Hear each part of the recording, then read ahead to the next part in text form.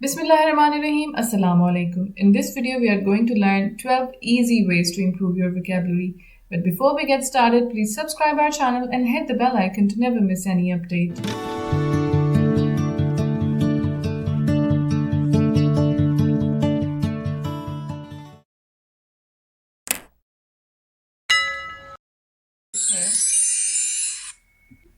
Tip number 1, reading. Read as much as you can.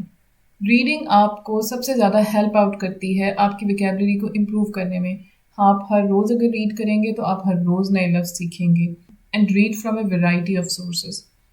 अपनी routine बनाइए, रोज़ाना आप एटलीस्ट 2 पेजेस किसी बुक के ज़रूर पढ़ें।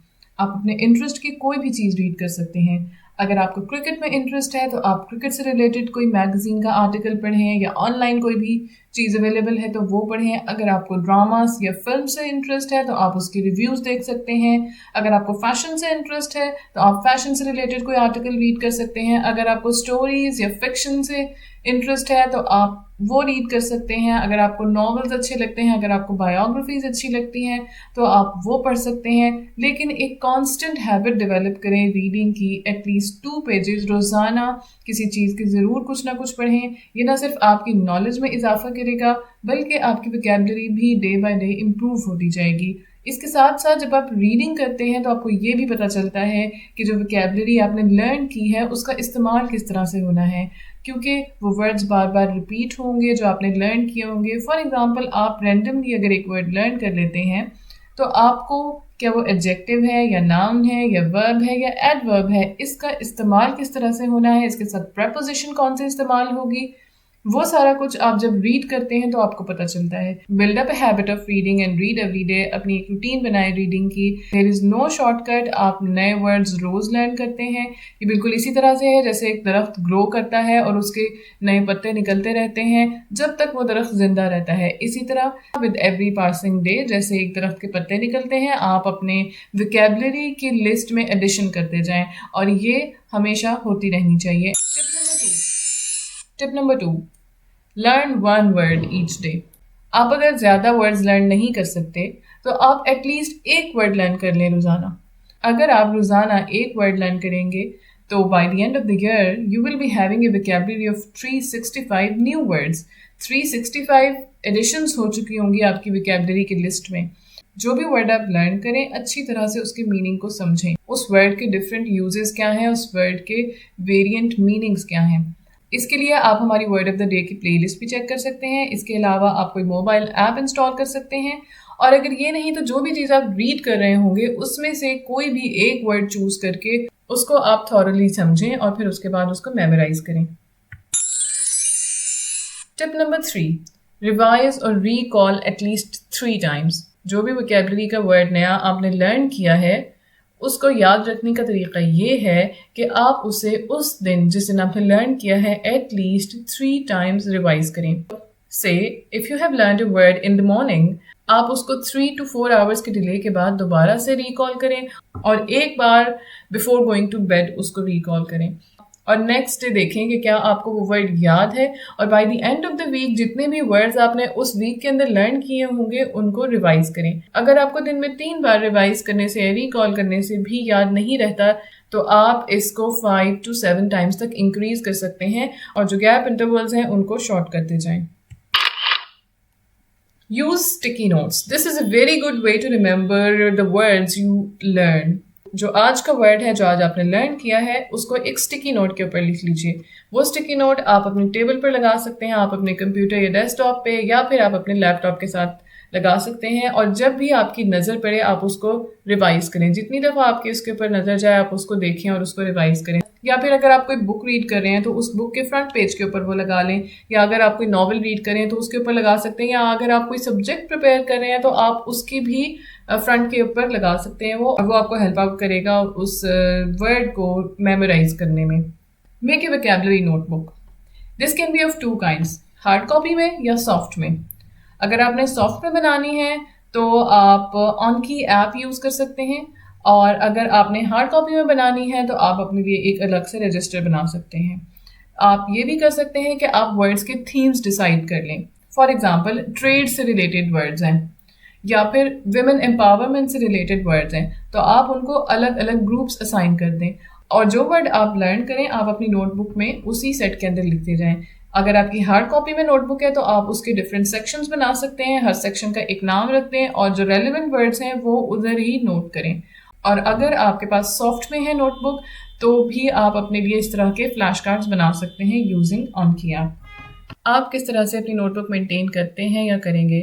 क्या आप एक मोबाइल ऐप के थ्रू उसको सेव करना प्रेफर करेंगे या आप अपने हाथ से लिखी हुई एक अपनी डिक्शनरी बनाएंगे? Let me know in the comment section below.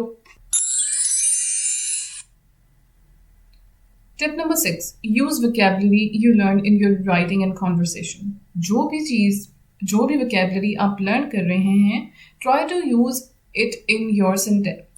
जो भी vocabulary आप लर्न कर रहे हैं उसको एक्टिव बनाएं, उसको अपनी राइटिंग में इस्तेमाल करें, उसको बात करते हुए अपनी कॉन्वर्सेशन में इस्तेमाल करें ताकि वो चीज़ आपको भूले नहीं। जिस दिन आपने कोई वर्ड लर्न किया हो एटलीस्ट एक बार ज़रूर उसको अपनी कॉन्वर्सेशन में इस्तेमाल करने की कोशिश करें। या आप ये भी कर सकते हैं कि अपने किसी फेलो को, फ्रेंड को या अपने सिबलिंग को या आपके इर्द गिर्द जो लोग हैं उनमें से किसी को वो वर्ड बता सकते हैं कि have you heard about this word, इसका ये मतलब है और ये मैंने आज नया वर्ड लर्न किया है। Tip number 7, utilise visual aids. आप फ्लैश कार्ड्स इस्तेमाल कर सकते हैं, आप पिक्चर्स या एनिमेशंस देख सकते हैं। जो भी वर्ड आप लर्न कर रहे हो अगर आप उसको विजुअलाइज करेंगे या अगर आप उससे रिलेटेड कोई पिक्टोरियल रिप्रेजेंटेशन देख लेंगे तो उससे वो आपको ज़्यादा देर तक याद रहेगा। ये बिल्कुल इसी तरह है जैसे बच्चों की जो बुक्स होती हैं जब उनको चीज़ों की पहचान करवानी होती है तो वो पिक्चर्स वाली होती हैं। इसी तरह अगर आप कोई नया वर्ड सीख रहे हैं तो अगर आपके पास उससे रिलेटेड कोई पिक्चर है या अगर आपको उसकी ग्राफिकल रिप्रेजेंटेशन मिल रही है या अगर आपको कहीं उसकी ग्राफिकल रिप्रेजेंटेशन मिल रही है तो वो आपको हेल्प आउट करेगी उस वर्ड को जल्दी लर्न करने में और लॉन्ग लास्टिंग रखने में इन योर मेमोरी। इसकी एक मिसाल आपके पास ऑक्सफोर्ड पिक्चर डिक्शनरी की है। ये एक बहुत अच्छी डिक्शनरी है डे टू डे रूटीन में जो हमारे वर्ड्स इस्तेमाल होते हैं इंग्लिश में या जो इक्विपमेंट्स हम इस्तेमाल कर रहे होते हैं घर में या जो ट्रैफिक के साइंस होते हैं, जो रेलवे से रिलेटेड ऑब्जेक्ट्स हैं, उन सब को लर्न करने के लिए बेसिक ऑब्जेक्ट्स को इंग्लिश में क्या कहते हैं उन सबको लर्न करने के लिए ये बहुत अच्छी डिक्शनरी है और इसमें वर्ड्स के मीनिंग्स के साथ साथ पिक्चर्स भी हैं। It will definitely help out everyone in learning new words related to daily chores. Tip number 8, read conversations among natives। Internet का दौर है, आप डिफरेंट इंटरनेशनल फोरम्स पे बहुत कुछ रीड करते भी होंगे जहाँ पे सवाल जवाब होते हैं। इसके अलावा जैसे फेसबुक है या इंस्टाग्राम है वहाँ पर ऐसी कम्युनिटीज़ को ज्वाइन करें या ऐसे पेजेस को देखें जहाँ पे नेटिव्स आपस में कॉन्वर्सेशन कर रहे हों, जैसे रेडिट है या कोई भी ऐसा प्लेटफॉर्म जहाँ पे नेटिव्स की आपको कम्युनिकेशन नज़र आए तो आप उसमें देखें कि वो किस तरह से कॉन्वर्सेशन कर रहे हैं, वो कौन से स्लैंग्स इस्तेमाल कर रहे हैं, वो एक दूसरे को ग्रीट कैसे करते हैं, वो डे टू डे लाइफ में कैसे इंटरेक्ट करते हैं। इस तरह आप नए वर्ड्स भी लर्न करेंगे और इस तरह आप उस नेटिव लैंग्वेज से अकस्टम भी होते जाएंगे। Tip number 9, learn roots, suffix या फिर प्रीफिक्स। अगर आपको किसी मसले की जड़ का पता चल जाए तो आप उस मसले का हल भी निकाल सकते हैं। तो रूट्स को लर्न करना इसी तरह से इम्पोर्टेंट है कि अगर आपको रूट का मीनिंग पता होगा तो आप गेस कर सकते हैं उस वर्ड का भी मीनिंग। सफिक्स या प्रीफिक्स भी बहुत इंपॉर्टेंट है इसी तरह जैसे रूट वर्ड्स को लर्न करना। हम रूट्स की एक एग्जांपल देख लेते हैं।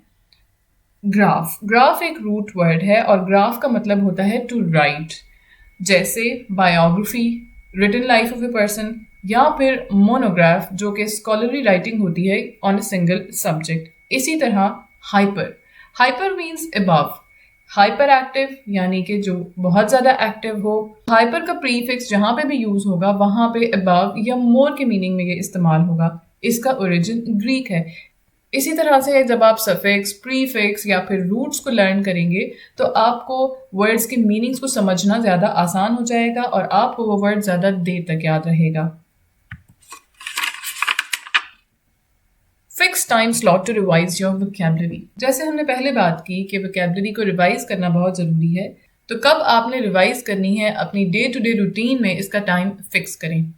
से before going to bed you have to recall all the words you have learned in a day तो वो एक टाइम आप फिक्स कर लें। इसी तरह the next day in the morning जो चीज़ आपने करनी है सबसे पहले तो आप ये रख सकते हैं, जो वर्ड्स आपने पिछले दिन लर्न किए थे उनको रिवाइज कर लें और फिर एक नया वर्ड लर्न कर लें और उस वर्ड को उस दिन में आपने कितनी बार रिवाइज करना है उसके लिए टाइम फिक्स कर लें। इससे आपकी स्टडी डिसिप्लिन भी रहेगी और definitely it will help you in improving and learning and memorising the vocabulary in new words.